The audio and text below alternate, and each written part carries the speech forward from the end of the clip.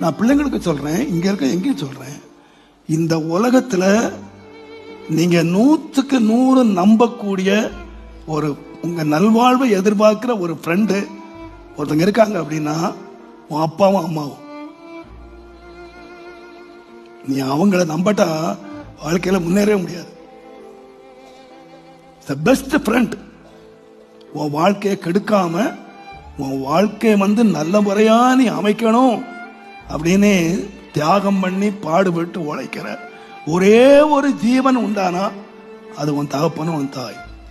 குறைகள் இருக்கலாம், நான் சொல்வேன், குறைகள் இருக்கலாம். ஆனா நான் சொல்வேன், பிள்ளைகள் கெட்டு போகணும் அப்படின்னு எந்த தகப்பனும் வர மாட்டான், எந்த தாயும் வர மாட்டான். நீங்க என்ன சொல்லுங்கன்னு கேட்டீங்கன்னா, ஓப்பன் யுவர் ஹார்ட்.